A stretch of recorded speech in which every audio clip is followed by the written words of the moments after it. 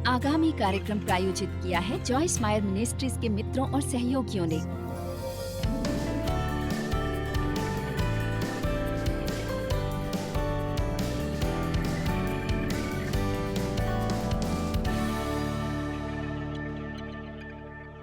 आज रात हम परिवर्तन की प्रक्रिया पर बात करना चाहते हैं। आप में से कितने हैं जो अपने जीवन के कुछ क्षेत्र में परिवर्तन चाहते हैं? ओके, खैर मुझे पीछे जाकर और पहले एक और सवाल पूछने की जरूरत। आप में से कितने हैं जो स्वयं को बदलना चाहते हैं? आमतौर पर हमें परिस्थितियों के बदलने से पहले बदलना पड़ता है। क्या आप ये चाहते थे? क्या आप ये जानते थे? आमतौर पर हमें बदलना पड़ता है और कई बार परमेश्वर हमारी परिस्थितियों का उपयोग करते हैं हमें उनकी तरफ मोड़ने के लिए, आखिरकार पर्याप्त रूप से खुलने के लिए कि जो वो हमारे जीवन में करना चाहते वो उन्हें करने दे। मुझे लगता है कि इससे पहले कि हम परमेश्वर को हमें अपनाने दे, हमें स्वयं के अंत में आना होगा और इसमें समय लगता है क्योंकि हम काफ़ी मजबूत हैं और हम में से कुछ तो दूसरों की तुलना में ज़्यादा, क्योंकि हम ये चाहते हैं, हमारे पास अच्छे विचार है परमेश्वर के लिए भी। आमीन। खैर, अब प्रभु आप ये कर सकते हैं। क्या आपने कभी ये किया? खैर प्रभु आप ये कर सकते हैं, जैसे कि उन्होंने सचमुच हमारी सलाह की ज़रूरत मांगी हो। ये बहुत मूर्खता भरी बात है, लेकिन परिवर्तन शब्द का मतलब है पूरी तरह बदलना, प्रवृत्ति, कार्य या स्थिति या धर्म बदलना। अब आप जानते हैं, नए विश्वासियों को अक्सर धर्मांतरित पुकारा जाता है क्योंकि जो व्यक्ति मसीह में है वो बदल गया है। उनके भीतर कुछ बहुत ही शानदार तौर पर कुछ आश्चर्यजनक होता है। वो कुछ अलग नज़र नहीं आता। यदि वो ज़्यादा वजनदार था तो वो अभी भी वजनदार है। यदि वो गंदा था तो अभी भी वो गंदा है। वो कुछ अलग नज़र नहीं आता और पहले दिन से ही वो कुछ अलग व्यवहार नहीं कर पाता। वो थोड़ा खुश हो सकता है और थोड़ी और शांति से हो सकता है और अभी भी हम वही मुद्दे देखते हैं। खैर, यदि हम नए व्यक्ति हैं तो हम अभी भी पुराने तरीके से व्यवहार क्यों करते हैं? जब हम इसे देखते हैं वो ये बहुत आसान नज़र आता है। ये सिर्फ इसलिए कि जो परमेश्वर ने हमें किया है उन अनुग्रह और दया से, वो पूरी तरह से हमारे लिए एक उपहार है जो हमें केवल विश्वास से मिला है। ऐसा कुछ भी नहीं है जो परमेश्वर हमारे लिए एक नए जन्म पर करते हैं जिन्हें न तो हम हासिल कर सकते हैं या लायक हैं। अब जब मैं इसके लिए अध्ययन कर रही थी तो मुझे एक आइडिया आया। ये कन्वर्टर है और यदि आप देश से बाहर यात्रा कर रहे हैं, आप जानते हैं ये कितने ज़रूरी हैं, क्योंकि यदि मैं इनमें से एक के बगैर भी देश से बाहर जाती हूँ तो मैं अपने साथ अपनी फ्लैट अन ले जाऊंगी और दीवार में प्लग कर दूंगी। इससे ये करेगा। तो चलो हम ये मान लेते हैं कि दीवार, ये जो विद्युत है, ये परमेश्वर है। अब यदि मैं बस अपनी ही स्थिति में जाऊं और मसीह के द्वारा न जाकर परमेश्वर से प्लग करके कोशिश करूं तो परमेश्वर की पवित्रता और मेरी अपवित्रता में टकराव होगा और हम सचमुच परमेश्वर की उपस्थिति में जीवित नहीं रह सकेंगे। तो मसीह हमारा कन्वर्टर बनते हैं और उन्हें परमेश्वर में प्लग किया जाता है क्योंकि बस उन्होंने सब कुछ सही किया था और फिर हम आए और उनमें प्लग हुए और उनके ज़रिए हम परमेश्वर के साथ संपर्क कर सकते हैं। लेकिन सिर्फ उन्हीं के ज़रिए हम ये कर सकते हैं। आमीन। अभी कुछ हफ्तों के लिए तो मैं अपने कन्वर्टरों में से भरे बॉक्स के बगैर देश से बाहर नहीं जा रही हूँ और मैं आपको प्रोत्साहित करना चाहती हूँ कि हमेशा अपने कन्वर्टर में प्लग किए रहो जो यीशु मसीह है, क्योंकि उनके ज़रिए आप परमेश्वर के पास जा सकते हैं। उनके द्वारा आपकी धार्मिकता है ये जान लो। उनके नाम ही आके आप प्रार्थना कर सकते हैं और कुछ भी मांग सकते हैं, क्योंकि अच्छी खबर यह है कि हम जो कुछ भी नहीं है, यीशु हमारी जगह पर है।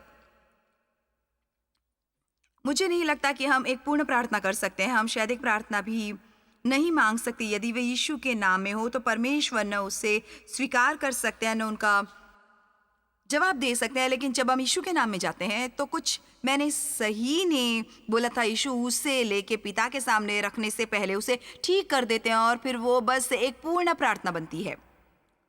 प्लग इन रहो। दुनिया में सबसे खराब काम जो आप कर सकते हैं वो है अनप्लग होना।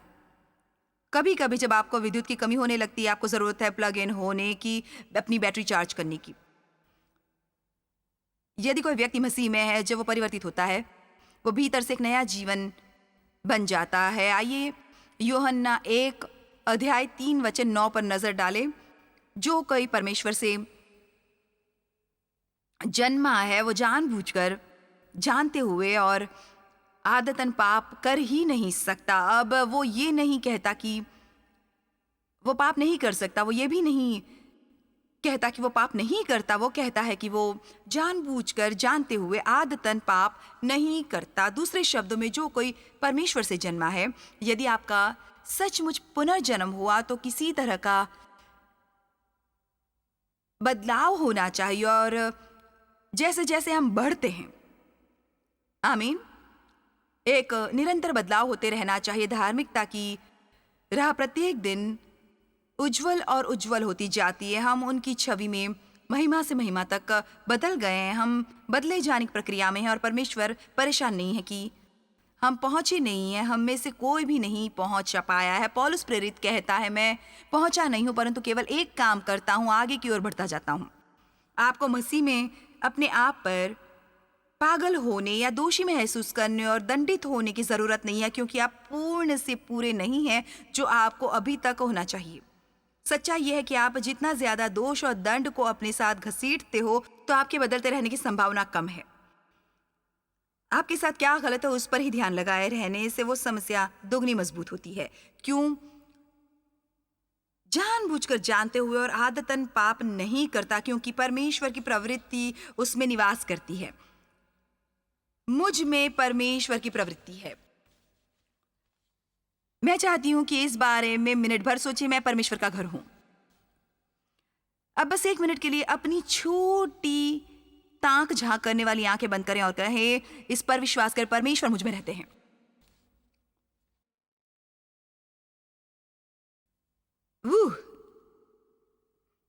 इस पर विचार करें। अब मसीह होने का यही मतलब है। इसका मतलब यह नहीं कि क्या आप एक मसीह हैं। ओह हाँ, मैं चर्च जाता हूं। केवल रविवार की सुबह चर्च जाने के अलावा भी इसमें बहुत कुछ। 45 मिनट का चर्च का एक ट्रिप जहां हम बाहर निकलने तक का इंतजार नहीं कर सकते, ये संपूर्ण नहीं है मसीहियत में। आमीन। आप परमेश्वर का घर हैं और जहाँ कहीं भी आप जाते हैं और जहाँ कहीं मैं जाती हूँ, हमें चाहिए उनका प्रतिनिधित्व करें। बाइबल में लिखा है कि हम परमेश्वर के व्यक्तिगत प्रतिनिधि हैं और वो हमारे जरिए उनकी अपील संसार तक पहुँचाने की पूरी कोशिश करते हैं हमेशा।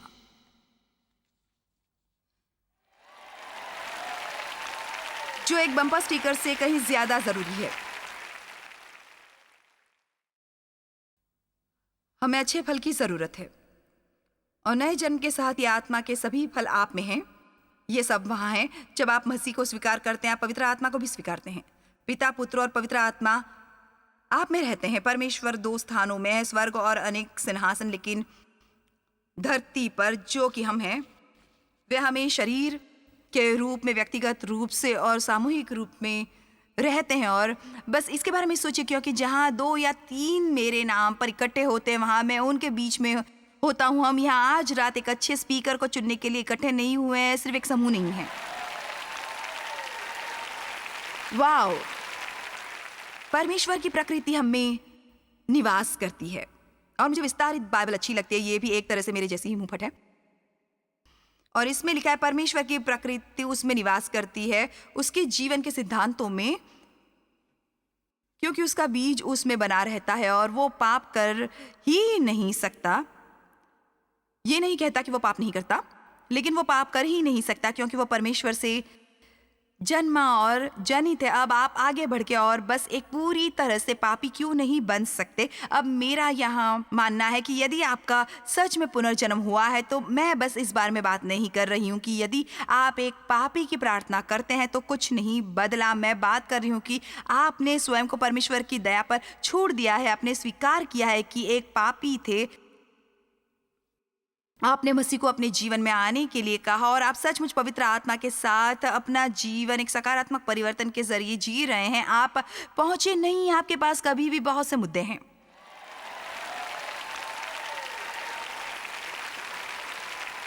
अब मुझे आपको कुछ बताना है जो महत्वपूर्ण है। आप कितनी दूर आए हैं इसके बारे में उत्साहित हो बजाय हतोत्साहित होने के कि कभी आपको कितनी दूर जाना है। मैं इसे फिर से कहती हूँ, आप कितनी दूर आए हैं इस बारे में उत्साहित हो जाएं बजाय इस बारे में हतोत्साहित होने के कि अभी आपको कितना दूर जाना है। यदि आप पवित्र आत्मा की बात सुने तो वो आपको याद दिलाता है कि आप कितनी दूर आ गए हैं, उससे आपके जीवन में सब कुछ किया है। लेकिन यदि आप शैतान की सुनते हैं तो आपको वो सुनने को मिलेगा जो आप नहीं हैं, आप नहीं हैं। ये दिलचस्प है, ऐसा एक ही शास्त्र वचन नहीं है जो मुझे बताता है कि मैं क्या नहीं हूँ, मैं क्या हूँ, मैं क्या हूँ, मैं क्या हूँ, मैं क्या हूँ। मुझे प्यार किया जाता है, मैं परमेश्वर की धार्मिकता हूँ, मैं मुक्त हूँ, मैं पवित्र हूँ, मैं निर्दोष हूँ, मैं परमेश्वर की संतान हूँ, मुझे प्यार किया जाता है। तो जब आप वो सुनते हैं जो आप नहीं है, याद रखिए ये शैतान है। और आप क्या कर सकते हैं, उसे धन्यवाद दे सकते हैं। आपको कहना चाहिए मुझे याद दिलाने के लिए धन्यवाद कि मैं कितनी गड़बड़े में हूं और परमेश्वर कितने अच्छे हैं। अब वापस उस पर तख्ता पलट दो और आपके साथ गड़बड़ करने के लिए वो अफसोस करेगा।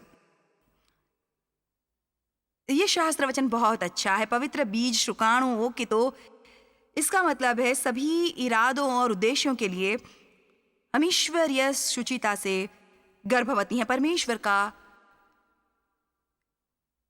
शुक्राणु पवित्र बीज हमारी आत्माओं के गर्भ में बोया गया है और जैसे एक बच्चा बढ़ता है, हम आत्मिक रूप से बढ़ते हैं और अपने सब तरह के व्यवहार में मसीही जैसे बनते हैं। यीशु ने कहा, यदि तुमने मुझे देखा है तो तुमने पिता को देखा है। क्या यह शानदार नहीं होगा यदि हम उस पॉइंट पर पहुंच सकते हैं जहां हम कह सकते हैं यीशु तुमने मुझे देखा है तो तुमने यीशु को देखा है। मैं अभी ये कहने के लिए तैयार नहीं हूं, लेकिन मैं बढ़ रही हूं। पौलुस ने कहा, तुम मेरी सी चाल चलो जैसा मैं मसीह की सी चाल चलता हूं। बस मुझे देखो। यदि आप वो करते हैं जो मैं करती हूँ, आप उपयुक्त रूप से होना चाहते हैं क्योंकि मैं मसीह का पालन करती हूँ। वे सचमुच कुछ ऐसे स्पष्ट बयान देते हैं। यदि हम उस तरह की बातें कहें तो लोगों को लगेगा कि हम आमीन अधर्मी है। लोगों के लिए यह जानना बहुत जरूरी है कि मसीह में कौन है, आपसे कितना प्रेम किया जाता है और आप में क्या है। आप में ये सब अभी बाहर से दिखाई नहीं दे रहा, लेकिन ये वहां अपना रास्ता बना रहा है। वैसे ही जैसे आप जमीन में एक बीज बोते हैं और यदि आप इसे पानी देते हैं और आप घास पात को इससे दूर रखते हैं, वो बढ़ेगा। अब केवल एक ही चीज इसको न बढ़ने का कारण दे सकती है, यदि जमीन अच्छी ना हो। लेकिन जब हम परमेश्वर की जमीन में रोपा गया है तो जमीन हमेशा अच्छी रहेगी। और उन्होंने अपने आप को हमें व्यक्तिगत रूप से और सामूहिक रूप से शरीर के रूप में बोया है और हम बढ़ रहे हैं, हम बढ़ रहे हैं, बढ़ रहे हैं, बढ़ रहे हैं, बढ़ रहे हैं, बढ़ रहे हैं, बढ़ रहे हैं। आमतौर पे बढ़ने से पहले आता है एक प्रकार का अनुशासनात्मक दंड। मैं उन्हें बता दूंगा। आमतौर पे बढ़ने से पहले एक प्रकार अनुशासनात्मक दंड आता है। यह हम दुनिया में देखते हैं। आप जानते हैं कि हम बदलने की जरूरत महसूस करते हैं। जैसा कि मैंने आपको सुबह बताया था, मैंने अपनी मित्र पेनी से कहा, क्या तुम्हें कभी गर्भ के साथ कोई समस्या है? उसने कहा,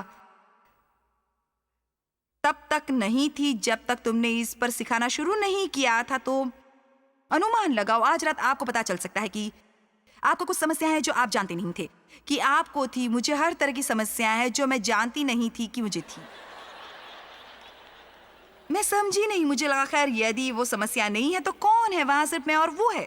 ये नहीं हो सकता। जानते, हम कभी नहीं सोचते कि ये हम। और मुझे लगता है कि वास्तविक आध्यात्मिक परिपक्वता पवित्र आत्मा के दृढ़ विश्वास को प्राप्त करने में सक्षम होना है। और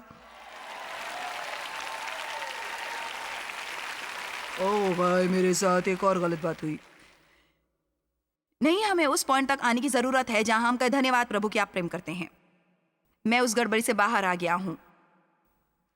मैं सत्य को जानना चाहता हूं ताकि सत्य मुझे मुक्त कर सकता है। हम सब परिवर्तन की प्रक्रिया में हैं।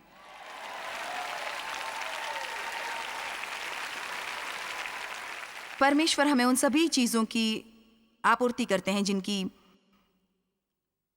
हमें जरूरत होती है पूर्ण परिवर्तन के लिए, जो कि बदलने के लिए एक दूसरा शब्द है। वो हमें बहाल करते हैं, वो हमें मूल अवस्था में वापस लाते हैं, वो हमें उस अवस्था में वापस लाते हैं जो चाहते हैं शैतान के मनुष्य के कामों में शामिल होने से पहले परमेश्वर मनुष्य को मूल योजना में बहाल करना चाहते हैं जो कि उनके पास था उसके लिए बगीचे में, और उस योजना का बहुत हिस्सा था उसके साथ मित्रता, परमेश्वर के अच्छा समय बिताना, इस बात की जानकारी कि वो हर समय आपके साथ हैं, आपसे संबंधित हर एक चीज वो ध्यान में रखते हैं। मैं आपको कुछ बताने वाली हूँ। कभी कभी परमेश्वर बस आपको दिखाना पसंद करते हैं और आपको बताते हैं कि वो उन चीज़ों की परवाह करते हैं जिनके बारे में आपने कभी सोचा भी नहीं होगा कि वो परवाह करेंगे। पिछले हफ्ते मेरे साथ एक प्यारी सी और अनोखी बात हुई। कभी मुझे कुछ अनोखी चीज़ें मिलती हैं जो मेरे लिए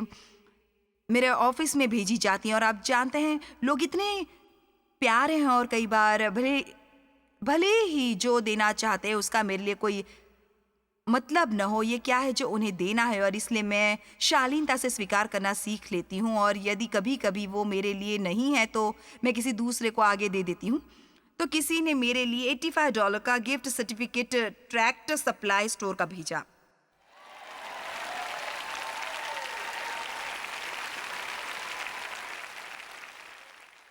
अब यदि आप टीवी पर देख रहे हैं या यदि आप यहाँ हैं तो नाराज मत हो, ये सचमुच बहुत अच्छा सिद्ध हो रहा है। ईमानदारी से मेरे पास कोई सुराग नहीं है या जो मैं करने जा रही हूं, अब मुझे लगता है कोई क्यों मुझे ये भेजेगा।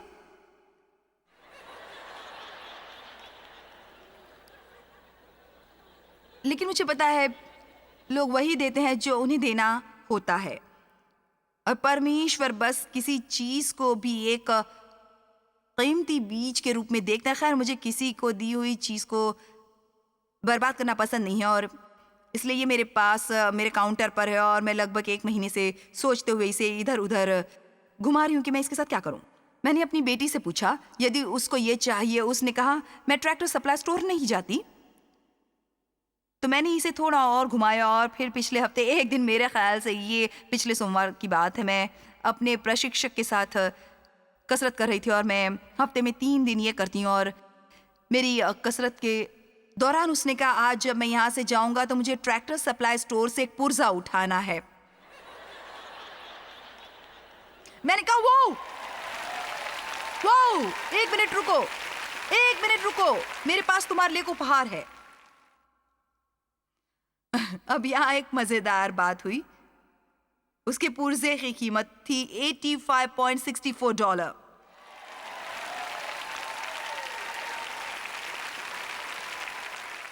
और मैं आपको बताती हूँ क्या, अब वो एक विश्वासी है और मैं, और वो दोनों जैसे क्या विश्वास कर सकते हैं कि परमेश्वर ने उस महिला के उपहार का पूरा ध्यान रखा कि उसका उचित इस्तेमाल हो, और इस आदमी के बारे में जो अपने पुर्जे का भुगतान कर सकता था। सवाल ये नहीं है कि वो भुगतान कर सकता है या नहीं, ये बिल्कुल ऐसा था जैसे बस हम 2 छोटे बच्चों की तरह जो सच में गुदगुदी करने से अवाक हो जाते हैं कि ये क्या हो गया।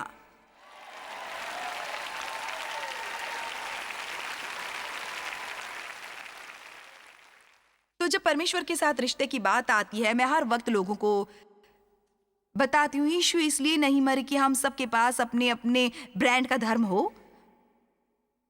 वो मरे ताकि हम मसीह के द्वारा उनके साथ गहरा अंतरंग व्यक्तिगत संबंध रख सकें, जहां हम उनके साथ हर चीज के बारे में बात कर सकते हैं, जानते हैं कि वो हर चीज की परवाह करते हैं और हम चीज में शामिल होना चाहते हैं।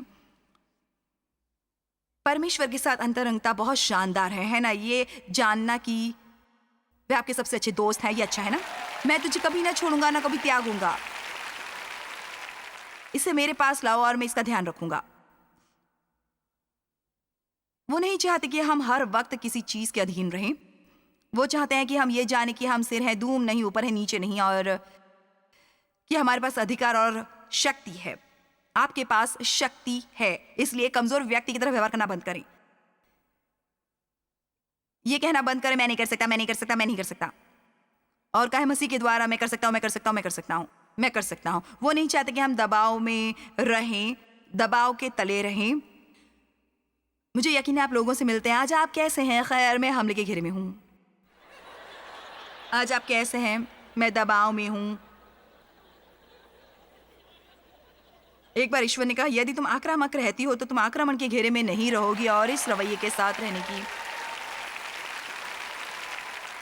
जरूरत है कि हम जाने कि हम मसीह में कौन है और हमारा संबंध किससे है, न कि एक विद्रोही रवैये के बजाय। जाने दो, उन कंधों को सीधा करो, अपना सिर ऊंचा करो। आमीन। जानते हैं कि परमेश्वर शक्ति आपके भीतर है, परमेश्वर का स्वभाव आपके भीतर है और आप हर दिन मसीह की शक्ति के जरिए उनकी छवि के सांचे में ढल रहे हैं, उनकी तरह बन रहे हैं। आमीन। अब हम सब बदले जाना चाहते हैं, लेकिन हम सब बदलना नहीं चाहते। इसके बारे में विचार करें। यदि मैं आप सबसे यहाँ ये कहूँ कि आप बदलना चाहते हैं, ओ हाँ, लेकिन देखिए हम क्या चाहते हैं कि हम परिवर्तन नहीं चाहते, हम परिवर्तित होना चाहते हैं। हमें यहाँ भी होना है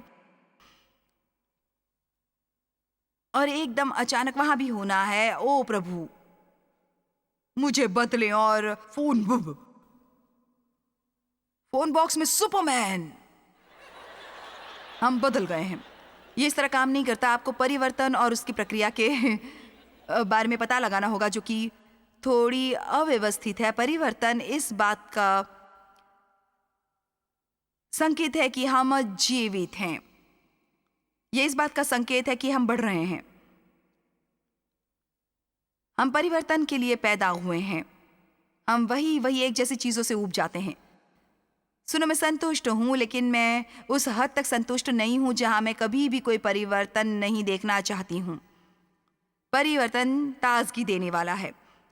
यहाँ तक कि हम अपनी मीटिंग में मीडिया प्रेजेंटेशन के कुछ तरीके भी बदलते हैं। हम बस एक अलग जगह से निकलने की कोशिश करते हैं। यहाँ एक बयान है जिसे मैं चाहती हूँ कि आप पकड़ लें। परिवर्तन शुरू में डरावना हो सकता है, लेकिन आखिर में ताजगी देने वाला होता है। अब आओ भी, परिवर्तन शुरुआत में डरावना हो सकता है, लेकिन आखिर में ताजगी देने वाला होता है। यहाँ एक अच्छा उदाहरण है। मैं सेवकाई में उस स्तर तक आ गई जहाँ मुझे लगता है कि बस अब मैं उतनी मेहनत नहीं करती जैसे कि करती थी, और विशेष रूप से मुझे सचमुच बहुत से ऑफिस के काम से छुटकारे की ज़रूरत थी। और वास्तव में मैंने स्वयं को आध्यात्मिक काम के लिए दे दिया, जिसे करने के लिए परमेश्वर ने मुझे बुलाया है। लिखना और सिखाना और प्रचार करना और अध्ययन करना और प्रार्थना करना और इसी तरह के कामों के लिए, और कुछ नहीं। आप जानते हैं, लोगों की भर्ती और कई सौ लोगों का प्रबंधन और हर तरह से सुधार और सब वो चीज़ें जो ऑफिस चलाने में लगती हैं। और इसलिए हमारा बेटा डैन हमारे लिए काम करता था और हमें सचमुच ऐसा लगता था कि वो सीईओ की पोजीशन के लिए सही होगा, लेकिन वो भी मेरी तरह ही है। जब वो काम हाथ में लेता है, वो काम हाथ में लेता है, और इसलिए वो परिवर्तन करना शुरू करना चाहता था और वो परिवर्तन कर रहा था। और मैं तो जैसे कुछ भी बदलना नहीं चाहती थी।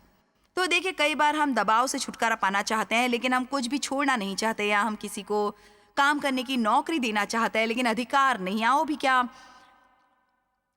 आपने मेरी बात सुनी? हम उन्हें काम का भार सौंपना चाहते हैं, लेकिन अधिकार नहीं।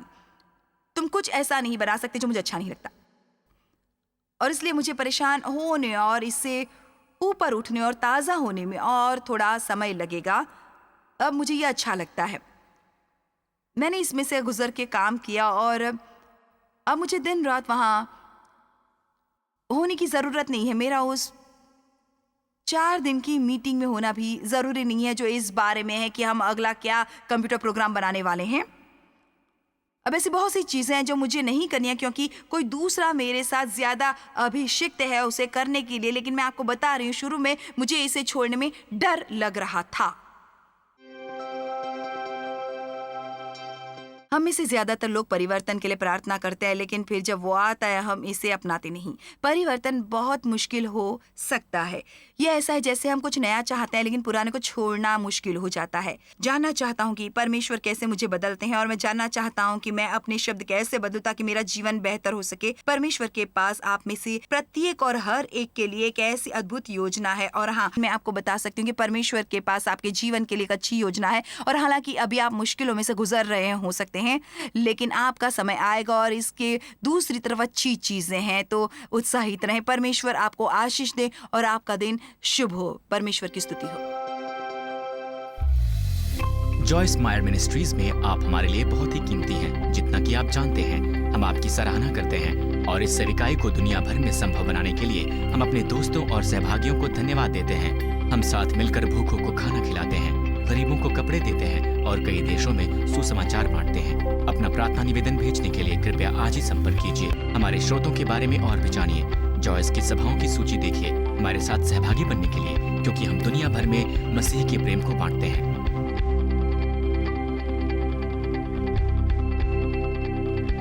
इसका खर्च उठाया है जॉयस मायर मिनिस्ट्रीज के मित्रों और सहयोगियों ने।